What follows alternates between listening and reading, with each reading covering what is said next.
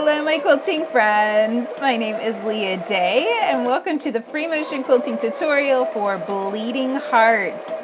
So this is another oldie goldie heart design that we are stitching out together this month, and I absolutely love this design. This remains one of my favorites from the original first 100 designs that I stitched for the free motion quilting project. Alright, so here's how it works. We're going to first stitch a teardrop shape.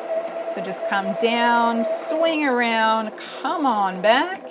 Now we're going to pivot off that point, travel stitch a little bit, swing around, and we're going to do a heart-shaped echo. So you got to think heart shape as you come all the way back.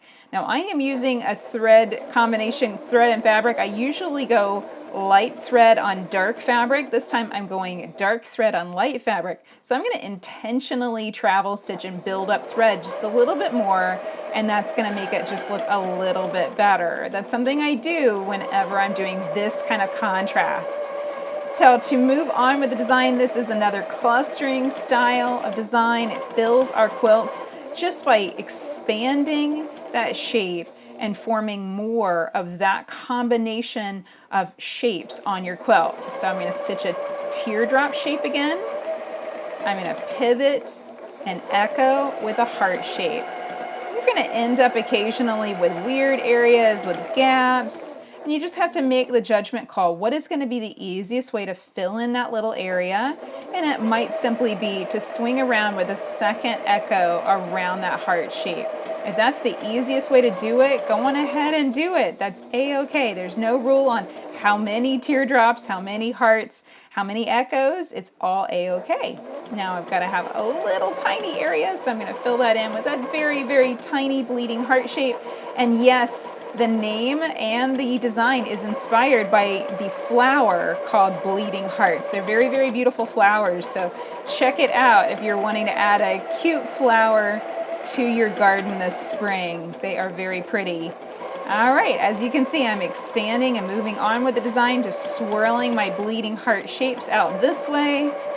And now that I've stitched this a few times on my home sewing machine, let's give this a try. Let's see if it will work the same way when we blow it up and we stitch it much, much bigger on a much bigger quilt.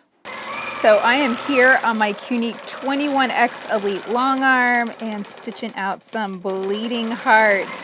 So that teardrop shape, then swirl into that echo. Now I couldn't complete the shape, so I just cut a piece of it in half. I just cut that globe off.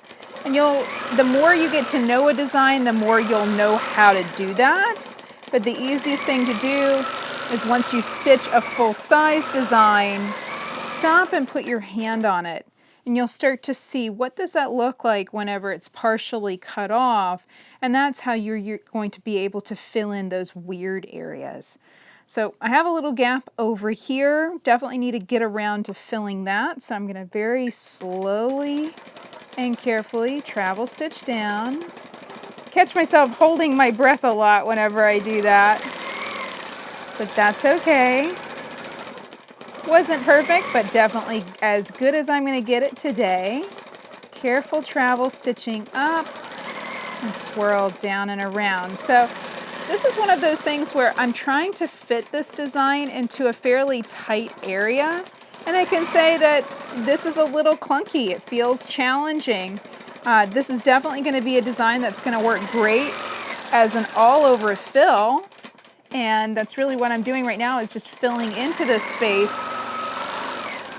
But it's going to be one that fits nicer on a large scale if it has some room to expand and show off. So if I didn't have this specific little area that I was trying to quilt this into, I probably would be having a little bit of a faster and easier experience. But as you can see, as I shrink these down a little bit, they are fitting together just a little bit easier and a little bit nicer. There we go. And if ever you accidentally stitch over, slightly outside of an area, slightly over one, don't worry about it. It's not a big deal. If you want to, grab a black magic marker. I'm working with black fabric here, and I could just take that and color it out if I wanted to. No big deal. So there we go. A little bit of a wobble, but that's okay. I am using my frame weight And so this is a tube of fabric stitched and then filled with rice. And so it's giving me a little bit of added stability here. I'm gonna bring it just a little bit closer and maybe it will help me out just a little bit more. But you know, the more practice that we get with any particular design, the more travel stitching that we do on any particular machine, the better we're going to get.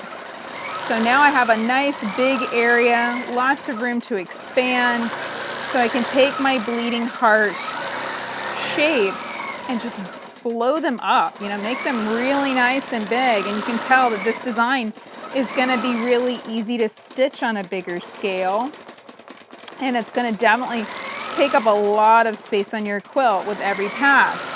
This is a clustering style of design, which means that we expand the design and move on with it by stitching more of these bleeding heart shapes. And the bigger the shape, the more space it's going to fill up.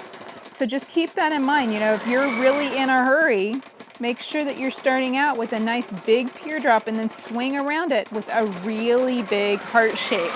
And then take this and fill it all the way in that area. Just look how big you can go.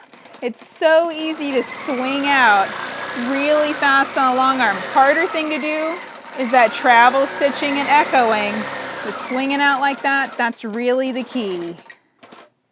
Here's what it looked like whenever I finished quilting bleeding hearts into my quilt and my little square. If you'd like to learn more about the sewing machine that I am using, the Unique 21X Elite, come and check it out at leahday.com/21. Until next time, let's go quilt.